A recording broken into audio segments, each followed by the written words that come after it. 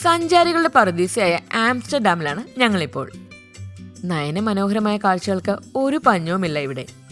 ഈ നാട്ടിലെ ഏറ്റവും ഉയരം കൂടിയ ഒരു ഊഞ്ഞാലിൽ കയറാൻ വേണ്ടിയാണ് ഞങ്ങളുടെ ഈ യാത്ര. ആ കാണുന്ന ബിൽഡിങ്ങിലേക്കാണ് ഞങ്ങൾക്ക് പോകേണ്ടത്. ജലാശയത്തിലൂടെ സൗജന്യമായ ആൾക്കാരെ വഹിച്ചുകൊണ്ട് പോകുന്ന ഫെറി സർവീസുകളിലൊന്നിൽ കയറി ഞങ്ങളങ്ങനെ മറുകരയിലേക്ക് യാത്ര ആരംഭിച്ചു.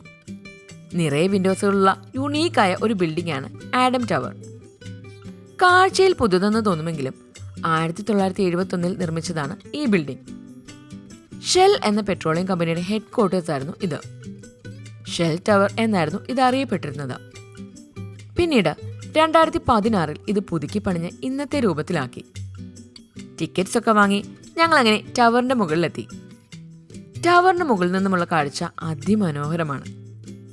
ഞങ്ങൾ അവസാനം തേടി വന്ന ആ ഊഞ്ഞാലിനടുത്തെത്തി.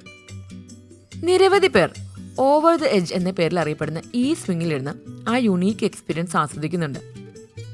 ജീവനക്കാർ വീഡിയോസും ഫോട്ടോസും ഒക്കെ എടുത്തു കൊടുത്ത് കസ്റ്റമേഴ്സിന്റെ സാറ്റിസ്ഫാക്ഷൻ ഉറപ്പുവരുത്തുന്നുണ്ട്.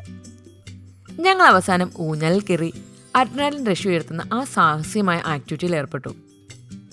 ഗ്രൗണ്ട് ലെവലിന് 100 മീറ്റർ ഉയരത്തിലാണ് ഞങ്ങളുടെ ഈ പറക്കൽ.